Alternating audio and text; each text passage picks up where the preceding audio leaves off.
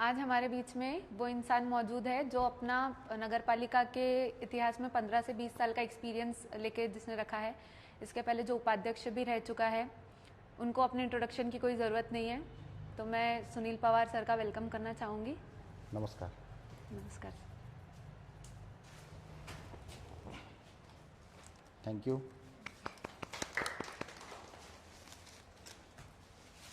Sorry. सबसे पहले तो आपका जो इतने सालों का राजकीय एक्सपीरियंस है वो आप थोड़ा सा शेअर करें। मी थोडं मराठीमध्ये बोलील, माझी थोडी मराठीवर थोडी प्रभुत्व आहे। मी मागील 2002 ते 3 पासून संघटनेमध्ये काम करणारा एक साधारण कार्यकर्ता आहे। राजकीय कोणत्याच प्रकारचा मला लवलेश नसताना समाजकार्यामध्ये जाऊन, प्रहार संघटनेत जाऊन ब्लड कॅम्प घेणे आणि गोरगरीब जनतेला आपण कशा सुविधा देता येतात, जे आज रक्तासाठी लोक धावत होते त्या काळात, त्यांना कशी सुविधा उपलब्ध करून द्यायची, जेवणाची व्यवस्था ही अतिशय चांगली नसताना ती कशी उपलब्ध करून द्यायची, अतिशय घाणीचे साम्राज्य त्यावेळेस उपजिल्हा रुग्णालयामध्ये जे पाहायला मिळायचे, त्याला स्वच्छता कशी करायची, हे सगळ्या गोष्टी करताना आम्ही तिथे पाहिलं की फारच दयनीय अवस्था आज ग्रामीण जागेवरून येणारे जे व्यक्ती आहेत त्यांना तिथं पाहायला मिळत आहे। परंतु त्यामध्येही पाहिलं की काही दिवसानंतर जेव्हा आम्ही त्याच्यातली फार उत्कृष्टरित्या कार्य केल्यावर काही लोकांचा आग्रह आला की तुम्ही सामाजिक संघटनेत काम करता, मग सामाजिक संघटनेत काम करत असताना तुम्ही थोडं राजकारणामध्ये यावं, तर मी तेव्हा नकार दिला होता की आमचं पिंड नाही, आम्ही इथं कुठंच बसत नाही म्हणून। परंतु काही आमचे जे अतिशय जवळचे मित्रपरिवार आहेत त्यांनी आग्रहास्तव आम्ही त्यावेळेस अपक्षामध्ये फॉर्म भरला आणि ती श्रृंखला आज मागच्या 15 ते 20 वर्षापासून कायम राहिली। मला आजही कोणत्याच पक्षामध्ये कोणत्याच प्रकारचा रस नाही, कारण की जो धावपळ आणि जी त्याच्यातली घोडेबाजार होते त्या घोडेबाजाराला पाहून असं वाटते की आपण आपलं स्वतंत्र काम करावं। परंतु समाजव्यवस्थेमध्ये ज्या गोष्टी आज आपण इथं पाहतो त्या अतिशय त्याचा दर्जाहीन काम झालेला आहे। मग आपण तो दर्जा कसा सुधारवला पाहिजे। मी ज्या मोहल्ल्यात ज्या कॉलनीमध्ये वास्तव्याला आहे त्या कॉलनीमध्ये माझा स्वतःचा स्वतंत्र केबल व्यवसाय आहे। केबल व्यवसाय असताना माझी ओळखच केबल ऑपरेटर बनून होती। परंतु त्यामध्ये एक गोष्ट मी नक्कीच पाहिली की मी घरावर जेव्हा कनेक्शन टाकायला जायचं केबल कनेक्शन, तर तेव्हा माझे पाय नेहमी बुटाचे किंवा चपलीचे पाय भरले, बऱ्याच चपला तुटल्या माझ्या।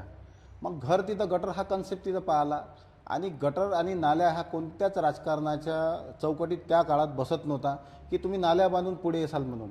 पण मला मनाशी जो ध्यास बांधला त्यामध्ये नक्कीच मी पाहिलं तर मी 42 अशा सर्व्हिस लाईन किंवा नाल्या अशा बांधल्या त्या काळात की त्या समस्या कधी सुटणार नव्हत्या।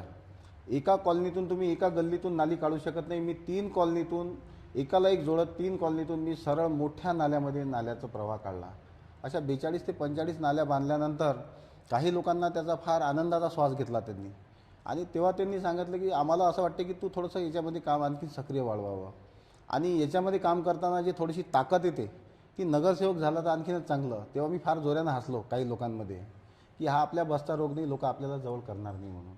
पण नंतर उभा झालो आणि माझ्याच्यानं त्यावेळेस प्रभाग नव्हता, तेव्हा वार्ड सिस्टीम होती। तर वार्ड सिस्टीम असताना असं झालं की उभा तर झालो परंतु मत कसं मागायचं हेच माहीत नव्हतं। फिरलो काही लोकात, अतिशय लहान लहान तुमच्यासारखे लहान लहान लेकरंसोबत फिरले, कल्ला करत पॉम्पलेट घेऊन फिरलो आणि पतंग निशाणीवर मी पाहिलं तर मला इतकं मोठं तेव्हा लोकांनी प्रतिसाद दिला। अवघ्या 30 मतांनाच माझा तेव्हा वेळेस पराभूत झाला होता 2006 मध्ये। आणि पराभूत झाल्यानंतर पुन्हा मी माझे काही कामं थांबवले नाही। मला काही राजकारणाचा फार मोठा काही ओढा नव्हता किंवा मी कामं करावं आणि पुढे इलेक्शनला लढावं म्हणून, असं माझ्या काही डोक्यात नव्हतं। मग मी कामं कंटिन्यू केले तर मला काही लोक म्हणतात की तू कामं कंटिन्यू ठेवले, तर तो माझा आवडीचा छंद आहे आणि आवडीचा छंद माणसानं जपाव कोणसा। चौकात जाऊन पानटपऱ्यावर उभं राहिल्यापेक्षा काही समस्या ऐकण्याची ही वेगळीच जी छंद आहे, हा छंद आम्ही जोपासला आणि त्याच्यातून माझं कधीही मी इरिटेट झालेलं नाही की मला कोणी समस्या सांगितल्यावर मी तिथून पळ काढतो म्हणून। ही सवय माझी आजची नाही आहे, ही सवय माझी कॉलेज टाईमपासून आहे।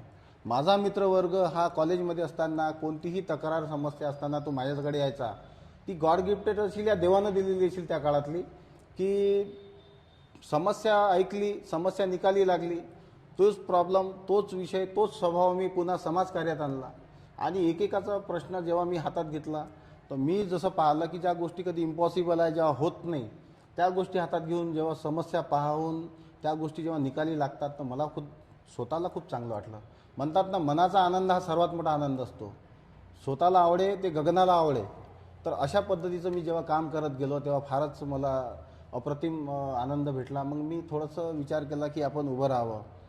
प्रभाग सिस्टीम आल्याच्यानं मी थोडासा घाबरलो त्यावेळेस, की म्हटलं 4-4 नगरसेवक उभे राहतात, आपण कार्य करतो, छोटंसं नालीचं गटर साफ करतो, कचरा साफ करतो, लोक आपल्याला कशाला लाईक करेल. सामाजिक दृष्टिकोनातून पाहिलं तर माझे इथं 4च घरं, 4 घरातून आपण कुठं पुढे निघायचं. म्हणून आपण तो विषय थोडासा मागं ठेवला. तर मला काही लोकांचा आग्रह होता की पक्षाची तिकीट घ्यावी. त्यावेळेस मी पक्षाची तिकीट घेतली आणि अवघ्या 7 मतांनी फक्त माझा पराभव झाला. पराभव झाल्यानंतर मी विषय केला की बा आपण आता इथं कसं करायचं 7 मतांना पडल्यावर. तर माझ्या डोक्यावर या मला काही माझ्यामध्ये ज्या गोष्टी पाहिल्या गेल्या, आमचे आधारस्तंभ आमचे माननीय श्री भैयासाहेबजी तिडके यांनी जे ऑप्शन पद माझ्यासाठी राखून ठेवलं होतं, ते राखून ठेवल्यानंतर ते पद मला अवघ्या काही महिन्यातच मला त्यांनी मिळवून दिलं. आणि मिळून दिल्यानंतर बा संधीचं सोनं कसं करायचं हा स्वभाव असल्याच्यानं कोऑप्शन नगरसेवकामध्येच तसा तुम्ही करायचंच, पण कोऑप्शन नगरसेवकामध्ये आपण कामाला पुढे गती कशी द्यायची. आणि त्या संस्थेनं मला फार मोठा सपोर्ट केला त्यावेळेस नगरपालिकेनं. तर तेव्हा मी जेव्हा काम करत गेलो तर तेव्हा मी आजूबाजूला पाहिलं तर माझ्यासोबत कोणीच दिसत नव्हतं. त्या काळात काम करताना मी एकटाच फिरायचं कॉलनीमध्ये, हा प्रॉब्लेम तो प्रॉब्लेम घेऊन. नंतर असं समजलं की बा चला काम करता करता करता लोकांना जेव्हा अप्रिशिएट केलं आणि अचानक जेव्हा मी 2016च्या इलेक्शनमध्ये आलो तर पक्ष होता मागच्या वेळेस प्रभाग सिस्टीमप्रमाणे. तिकीट घ्यायला गेलो, सामाजिकदृष्ट्या कमजोर असल्याच्यानं माझी तिकीट तिथं नकारण्यात आली. आणि मला थोडंसं महिलामध्ये जा म्हणून बोलल्यानंतर मी महिलामध्ये न जाता मी अपक्षामध्ये पुरुषामध्ये मी स्वतंत्र काम करतो. आणि जो पॅशन मला, जो छंद मला समाजकार्याचा आहे तो मी माझ्या घरच्या महिलेवर लादू शकत नाही. म्हणून मी तिथं स्वतःची निवड केली स्वतःच आणि अपक्षामध्ये मी उभा राहिलो. काही लोकांचा आग्रह आला की फॉर्म मागं घ्या नगरसेवकात, तर मी त्यांना वेळ मागितला, 1 महिन्याचा वेळ द्यावा. 1 महिन्यानंतर मी पराभूत होणार आहे पुन्हा तिसऱ्यांदा. तर मला तुम्ही आता इथून मी याच्यानंतर राजकारण सोडून देऊ, मला माझे काम करायचे आहे तर मी माझे काम करणार. त्यानंतर मी स्वतःची निवड केल्यावर नक्कीच त्यामध्ये मला जनतेकडून जो प्रतिसाद मिळाला, कोणताच पक्ष नाही, काहीच नाही. एक 4-8 दिवस मी लोकांमध्ये सहज फिरलो, घरी जाऊन बसलो. 3 दिवस घरी आराम करत होतो. मतदानाच्या दिवशी मी वोटिंग बूथवर गेलो, 10 मिनटं माझं मतदान केलं आणि कॉलनीमध्ये लोकांशी संपर्क करत बोलत फिरलो. माझ्यासोबत माझे मित्र सतीश आडे त्यावेळेस सोबत फिरत होते. मला त्या दिवशी फक्त एकाच गोष्टीचा आनंद आला की मला तिथं असंख्य कॉल दिवसभर आले की सुनील पवार, आम्ही तुम्हाला कॉल याच्यासाठी केला की आम्ही तुम्हाला मतदान केलेलं आहे, आम्ही आता चाललेलो आहोत, तुम्ही तर दिसले नाही म्हणून. त्यानंतर लगेच पाहतो दुसऱ्या दिवशीचा रिझल्ट, तर मी 250 मताच्या लीडनं भरगच्च मताने निवडून आलो. एवढी मोठी संधी भेटल्यानंतर ती कशी सोडायची. तर त्यावेळेसपासून मी जीवाचं रान करून रक्ताचं पाणी करून जे काम केलं आहे, तर यावेळेस लोकांनी मला पुन्हा या पद्धतीनं पुढे घेतलं की लोक बोलले की नगरसेवकसाठी तर ठीक आहे तुझं राहूच दे, काही प्रॉब्लेम नाही, पण तू नगराध्यक्षासाठी का फॉर्म टाकत नाही. मग मी तेच पुन्हा झंझट पाहिली की तेच पक्षामध्ये जायचं, तेच पक्षामध्ये पाहायचं, तिथं तोच घोडे बाजार, तेच सगळ्या गोष्टी पाहून मला असं वाटलं की नाही, आपण इथं आता यामध्ये आपण पुन्हा टिकत नाही. शांततेत राहिलो, चुपचाप राहिलो. माझा स्वभाव आहे, मी पेशन्सनी वागलेला आहे आजपर्यंत, जबाबदारीनं बोलतो आणि संयमानं कोणाचा विषय ऐकून घेण्याची माझी पहिलेपासूनची जी पद्धत आहे ती मला नेहमी सपोर्ट केलेली आहे. फॉर्म भरताना मी एकटाच गेलो, फॉर्म भरला नगराध्यक्षाचा, नगरसेवकाचा भरला आणि तिथून मग मी माझा पूर्ण आता पुढचा नगराध्यक्षाचा प्रवास चालू करत आहे. पुढचा मूर्तिजापूर शहराबद्दल तुमचं विजन काय आहे, की म्हणजे कोणती गोष्ट आहे जे तुम्ही सर्वात आधी बदलणार डेव्हलपमेंटच्या दृष्टीने. मूर्तिजापूर नगरपालिकेमध्ये मी नगरसेवकसाठी नगराध्यक्षासाठी दोघाही पदासाठी उभा आहे. मी दोघाही पदामध्ये अगर निवडूनही आलो तर सर्वात पहिले दैनंदिन जीवनातील ज्या लोकांना अडचणी जातात, कचरा, साफसफाई, स्वच्छता, पाणी, या गोष्टीला मी प्रकर्षानं हातात घेईल आणि त्या गोष्टीला मी स्वच्छतेवर आणि पाण्यावर कारभार पहिल्याच दिवशीपासून चालू करणार. त्यानंतर लगेच मूर्तिजापूरची अवस्था अशी झालेली आहे की 1975-80 पासून मूर्तिजापूर जसेच्या तसेच म्हणजे जिथे आहे तिथंच थांबलेलं आहे. त्या कारणाने इथले जे प्लॉटचे जमिनीचे भाव आहे हे गगनाला भिडलेले आहे आणि त्या कारणानं काय झालं की इथं साधारण जो ग्रामीण भागातला येणारा जो साधारण व्यक्ती आहे जो आपल्या मुलाबाळाला शिकवायला पाहतो तो 3-3, 5-5 हजार स्क्वेअर फीटचे प्लॉट इथं घेऊ शकत नाही. आणि ग्रामीण भागामध्ये ती व्यवस्था निर्माण होऊन नाही राहिली. मग त्याच कारणानं काय झालं की इथं काही लोक आज भाड्यानं राहतात, काही लोक अपडाऊन करतात. आणि मी शैक्षणिकदृष्ट्या हे नक्कीच पाहिल की इथला मूर्तिजापूरवर ज्या इथल्या आजूबाजूच्या ग्रामीण भागातला जो वजन पडते किंवा जो भार येतो तो भार आपण या माध्यमातून करावं की शहराचं विस्तारीकरण झालंच पाहिजे, जेणेकरून मूर्तिजापूरची सुविधा इथून 5 किलोमीटर दूर का असो ना तिथपर्यंत का नाही पोचू शकत. मूर्तिजापूर जागेवरच का संपते इथं.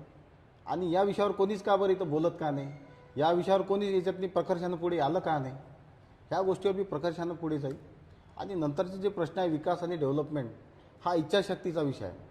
तुमच्या पुढे ज्या ज्या गोष्टी येतात, आज मूर्तिजापूरमध्ये इथं सिंगल वे आहे, प्रत्येक मूर्तिजापूरमध्ये येणाऱ्या रस्त्याला सिंगल वे आहे. आणि तुम्ही कोणत्याही तालुका स्तरावर टाउन प्लेसवर जा तिथं चौपदरीकरणाचे रोड तुम्हाला सुरू होतात. लाईट व्यवस्था दुरुस्त असते, पार्किंग व्यवस्था दुरुस्त असते, वॉकिंग ट्रॅक दुरुस्त असतात. मग त्या गोष्टी इथं आज का केल्या जात नाही. आणि ते असा अभाव फार मोठा आहे. प्रशासकीय स्तरावर निर्णय क्षमता घेण्याची जी एक योग्यता पाहिजे ती मला थोडीशी कमकुवत पाहायला भेटली. आणि त्याच्यासोबत थोडीशी प्रशासनाची, शासनाची आणि राजकारणाची इथं थोडीशी ताकद लागते नगराध्यक्षपदासाठी. तर ते मिळून घेण्याची, चांगला समन्वय साधण्याची माझी पहिलेपासूनची उत्कंठा आहे. जनतेचे काही प्रश्न आहे जे आमचे विद्यार्थी घेऊन आले आहेत. ओके. तर मी अपेक्षा करते की तुम्ही ते पण चांगल्याने उत्तर देणार म्हणून. नक्कीच. नमस्कार सर. मी ईश्वरी निलेश देशमुख, 8व्या वर्गाची विद्यार्थिनी. आज मला तुम्हाला एक प्रश्न विचारायचा आहे जो फक्त माझाच नाही तर सर्व जनतेमधूनच हा प्रश्न आलेला आहे. तर जसं तुम्ही बघू शकता की इथे मंगळवार बाजार आहे. तर मंगळवार बाजारामध्ये खूप जास्त प्रमाणात गर्दी असते, जिथे ॲक्सिडेंट होण्याचे खूप जास्त प्रमाणात चान्सेस असतात. तर आणि तिथे बोर्ड्स पण लावलेले आहे की इथे हॉकर्स अलाउड नाही आहे म्हणून. बट तरी पण तिथे जे फेरीवाले आहेत ते तरी पण तिथे त्यांचे जो आहेत ते व्यवसाय ते तिथे लावतात. तर याच्यासाठी तुम्ही काय करसाल? मंगळवार बाजार जिथं भरतो तो तिथली जागाच नाही आहे. ते नॅचरली लोक तिथे एक चौकाचा भाग येतो म्हणून तिथले जनता सहज उपलब्ध होतात, तिथं ग्राहक येतात म्हणून तिथं उभे राहतात. यामध्ये प्रशासन स्तरावर ज्या पद्धतीनं मी आताच थोड्या वेळपूर्वी बोललो होतो की जमिनी घेऊन ज्या इकला जमिनी आहे इथल्या किंवा नगरपालिकेमध्ये जी वाकर झोन तयार व्हायला पाहिजे होत्या त्या तयार झाल्या नाही. आणि मंगळवार बाजारासाठी स्पेशल असा कोणता बाजार इथं ठेवला गेला नाही. तसं आपल्याकडे शुक्रवार मार्केट म्हणून आपण इथं पाहतो, परंतु थोडा आतमध्ये असल्याच्यानं तिथं जनता जात नाही म्हणून ते मंगळवार बाजाराला इथे एक वेगळं स्वरूप आलेलं आहे. आणि त्याचा त्रास हा लगभग सगळ्याच जनतेला होतो, शहरातल्या स्टेशनवरच्या सगळ्याच भागाला होतो. परंतु याच्यावर प्रशासनानं कटाक्षानं काहीतरी पाऊल उचलावे. एक वेळ अतिक्रमण काढल्यानंतर लगेच ते तिथं वाकर झोन मी करतात, पण अतिक्रमण काढणे हा पर्यायी म्हणजे काही हे नाही आहे, सोयीचा मार्ग नाही आहे. त्याच्यासाठी त्यांना पर्यायी जागा तुम्हाला द्यावी लागेल आणि दिल्यानंतर त्यांना तिथं बसवावी लागेल. तिथं सगळ्या गोष्टीची सुविधा उपलब्ध करावं लागेल. तिथं भाजी मार्केट, फ्रूट मार्केट म्हणून दाखवावे लागेल. आज ही कंडिशन आपण अमरावती अकोल्यामध्ये सहज पाहतो का तिथं जागा उपलब्ध करून दिली आणि त्यांना अंदर बसवलेलं आहे. आणि रोजगार हा कोणाचा हिसकणे हा काही माध्यम नसला पाहिजे प्रशासनाचा, आणि आमचासुद्धा नाही आहे त्या बाबतीत. तर तुम्ही अपक्ष उभे आहात, तर त्यामध्ये बाकीचे जे पक्ष आहेत तर त्या पक्षांमधून तुम्हाला कशाची भीती वाटत आहे का? राजकारणात मुळातला मी नव्हेच, मी समाजकार्य करणारा एक साधारण कार्यकर्ता आहे. माझ्याकडे कोणतेच मोठमोठे पदं नाही, परंतु मी माझ्या कार्यातून आज नगरसेवक परिषदचा जिल्हाध्यक्षसुद्धा बनलो. भारतीय सिंधू सहकार संस्थेचा जिल्हा बॉडीचा मी संचालकसुद्धा बनलो. आणि त्यानंतर मी इथे लोकमतने मला माझ्या कार्यामधून लोकनेता पुरस्कारसुद्धा दिला. आणि मूर्तिजापूर तालुक्यामध्ये गिनीज बुक ऑफ रेकॉर्ड ज्यावेळेस नॅशनल हायवेला केला जात होता त्यावेळेस मी त्या टीममध्ये कसं आपण समावेश ठेवायचा आणि उत्कृष्ट समन्वय कसा साधायचा तर त्यामध्ये जाऊन मी त्याचा participate of Guinness book of रेकॉर्डसुद्धा मिळवला. ह्या सगळ्या अचिव्हमेंट केल्यानंतर जेव्हा आज मला जनतेकडून प्रश्न केला गेला की आपण इथं नगराध्यक्षासाठी उभं राहावे, नगरसेवक हा आपला अधिकार आहे, उभं राहणे आणि निवडून येऊन काम करणे, कारण आम्ही आमची बिना पगाराची नोकरी करतो आज लोकांमध्ये जाऊ. आणि यामध्ये गेल्यावर जेव्हा राजकारणाचा कोणताच लवलेश नसल्यानंतर आम्हाला असं वाटते की बा राजकारणात भीती कशाची, मरता क्या न करता. आम्हाला आलो तरी ठीक आहे, नाही आलो तरी आम्ही काम करणारच आहे. म्हणून आमचं असं मत आहे की तुम्ही नगरसेवकसाठी सुद्धा मत दिलं आम्हाला, तर आम्ही नगराध्यक्षाची नौबत तुमच्यापर्यंत आम्ही येऊ नाही देऊ, इथपर्यंत आम्ही कार्य करण्यास सक्षम आहोत. तुम्हाला मी शेवटचं एवढं मोठं गिनीज बुक ऑफ रेकॉर्ड सांगितलं, म्हणजे अलिस्टर रिचर्डचे सुद्धा मला पत्र आलेलं आहे लंडनवरून. तर तुम्ही विचार करू शकता की आम्ही सामाजिक गोष्टीवर किती गांभीर्यानं आणि किती दक्षतेनं आम्ही काम करतो. आणि याच कारणानं आम्हाला राजकारणात उभं राहताना कोणत्याच प्रकारची भीती वाटत नाही. होऊ शकते कमी दिवस मिळाले म्हणून जनतेपर्यंत पोचू शकणार नाही, इथूनच आम्ही त्यांची दिलगिरी व्यक्त करू. कारण एवढ्या मोठ्या शहरामध्ये किमान 15 दिवसाचा वेळ लागत होता, तो 3.5 दिवसाचा वेळ दिला आहे. आणि 3.5 दिवसामध्ये तुम्ही काय काय करसाल, म्हणून तो एक विषय येते थोडासा की जनतेपर्यंत पोचलो पाहिजे होतो संपूर्ण शहरामध्ये, तो पोचू शकणार नाही. म्हणून भीती हा शब्द माझ्या डोक्यामध्ये मनामध्ये बिलकुल नाही आहे. नमस्कार सर, मी दिव्या गोरमुळे श्री व्यंकटेश बालाजी विद्यालयातून विद्यार्थिनी बोलत आहे. सर, माझाच नव्हे तर सर्व विद्यार्थ्यांचा हा प्रश्न आहे की स्थानिक खेळाडूंना प्रोत्साहन मिळण्यासाठी व चांगले प्रशिक्षण देण्यासाठी तुम्ही नगरपालिके स्तरावर कोणते धोरणे आखली आहेत? मूर्तिजापूर नगर परिषदेच्या अंतर्गत इथलं तालुका स्पोर्ट क्रीडा ऑफिस येते आणि त्यामध्ये आपण ज्या गोष्टी तिथं डिमांड केल्या त्या जाऊ शकतात. परंतु आजपर्यंत मी मागच्या 25 वर्षापासून पाहतो की नगरपालिकेने त्याच्यात कोणत्याच प्रकारचा हस्तक्षेप केलेला नाही. करता येतो, परंतु मूर्तिजापूर एका काळात खेळाची पंढरी, खो खोची पंढरी, बरेचसे खेळ असे आहे की मूर्तिजापूरचं नाव येतात लोकांचे धाबे दणून जायचे. परंतु ते स्वतत्वावर म्हणजे स्वतःच्या हिमतीवर खेळाडूंनी इथं विश्व निर्माण केलं. परंतु त्याच्यातनी प्रशासनाचा कोणताच असा हातभार त्या खेळाडूंना मिळाला नाही. येणाऱ्या दिवसात नक्कीच आमच्या ताईचा जो प्रश्न आला की स्पोर्टसाठी तुम्ही काय करसाल, योजना भरपूर आहे, लोकांपर्यंत पोहोचवणं आपलं काम आहे आणि ते पोचवल्या जात नाही. म्हणून आजचा इथला जो खेळाडू आहे हा कुठंतरी फार कमजोर स्थितीत आपल्याला मूर्तीवरचा पाहायला भेटतो. मी स्वतः 4 वेळचा विद्यापीठ खेळलेला, 2 वेळा कॅप्टनशिप केलेली आहे आणि मी स्कूल नॅशनलसुद्धा झालेला, म्हणजे स्पोर्टमध्ये सुद्धा. आणि तो जो स्पोर्टमॅन स्पिरिटचा जो एक जो स्वभाव येतो त्या कारणानं तुम्हाला पुढच्या सामाजिक जीवनामध्ये त्याचा फार मोठा मला सपोर्ट मिळालेला आहे. म्हणून मी येणाऱ्या दिवसामध्ये जो स्पोर्ट डिपार्टमेंट येते याच्यामध्ये कुठं ना कुठं खूप चांगलं उत्कृष्ट कार्य होऊ शकेल याचा मी नक्कीच त्याच्यावर पूर्ण भर टाकणार किंवा नजर ठेवणार त्या कामावर. नमस्कार सर, मी मयंक राहुल गडेकर, इयत्ता 9वीचा विद्यार्थी. माझा हा प्रश्न आहे की तुम्ही निवडून नगराध्यक्ष निवडून आल्यावर तुमचा 100 दिवसाचा अजेंडा काय असणार? प्रथम 100 दिवसाचाच नव्हे तर पहिल्या सप्ताहापासून दैनंदिन जीवनामध्ये नगरपालिका ही स्वायत्त संस्था आहे आणि स्वायत्त संस्था असल्यानंतर तिथं दैनंदिन कामावर जास्त भर दिला जातो. स्वच्छता असो, लाईट असो, पाणी असो, या गोष्टीला प्रकर्षानं लोकाला रोजमर्राच्या जीवनामध्ये त्याचा उपयोग होतो आणि याच गोष्टीचा अभाव असल्याच्यानं आपण पहिल्याच सप्ताहापासून त्या गोष्टीला हात लावून तिथं आपण कारभार सुरू करू. होऊ शकते पाणी पुरवठ्याला थोडासा वेळ लागून जाईल, कारण की फार मोठी व्यवस्था मूर्तिजापूरची बदलण्याचा वेळ आहे त्याच्यामध्ये. आणि मी मूर्तिजापूर शहरामध्ये नक्कीच एक सांगेल की मी प्रभाग 11मध्ये मागील जेव्हा नगरसेवक होतो तेव्हा मी इथे 11 कॉलनीमध्ये पाणी पुरवठ्यावर काम केलं. परंतु पाणी पुरवठ्यावर कोणतं काम केलं की नळ यायचे पण नळाला पाणी यायचं नाही, फुरफुरी यायची पाण्याची, ती अवघी फक्त 35 ते 40 मिनटापुरताची.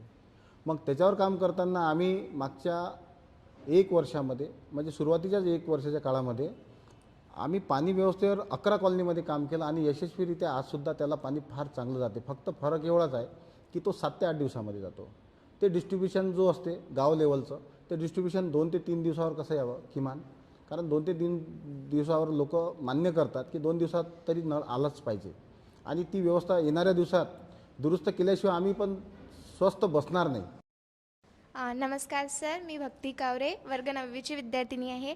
तर माझा प्रश्न सर्व दलित लोकांकडून आहे. जे आपण सामाजिक कार्य करता तुम्ही, जसं तुम्ही सांगितलं, तर ते सामाजिक कार्य पर्टिक्युलर एका वर्गासाठी नसून सर्व वर्गांसाठी असतील का? याची तुम्ही काय दक्षता घ्याल? सामाजिकतेत अगर विषय केला तर मी इथे अतिशय शून्य म्हणून स्वतःला पाहतो. कारण मी ज्या समाजाला बिलॉंग करतो तो इथं नसल्यासारखाच आहे. म्हणून मी इथं जो सर्व घटक जो येतो त्या वर्गामध्ये काम करून पुढे जाताना मी सर्व लोकांशी एक समन्वय ठेवून त्यामधून काम करून एक सिंपत्ती मनामध्ये तयार व्हावी आणि त्या लोकांशी काम करावं.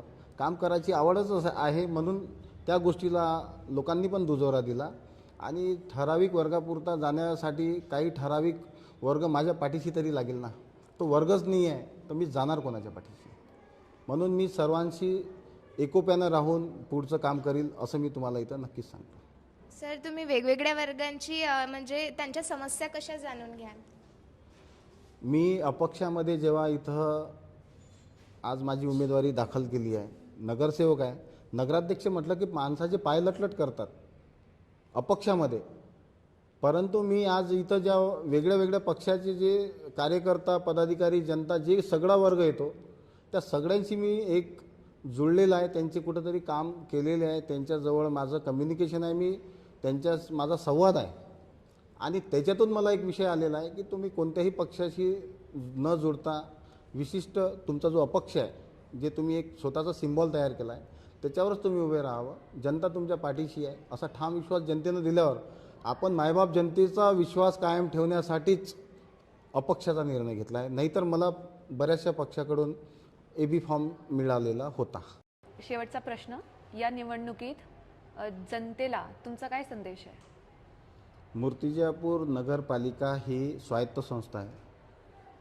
कोणताही पक्ष या अपक्ष कोणीही असो, ज्या पद्धतीनं एक आमदार खासदारांना वार्षिक फंड उपलब्ध असतो त्या पद्धतीनं स्वायत्त संस्थेला हा वार्षिक फंड उपलब्धता असतो आणि त्या उपलब्धतेमध्ये तुम्ही तुमच्या पद्धतीनं शहराचा विकास करू शकता आणि तुमच्या अंगीकृत असलेल्या ज्या कोणत्या स्किल असतील या जे तुमची इच्छाशक्ती असेल की या शहरासाठी काय करायचं त्याच्यासाठी जसं आमदारांसाठी खासदारांसाठी सगळे दरवाजे उघडे आहे तसे नगराध्यक्षांसाठी सुद्धा उघडे आहे.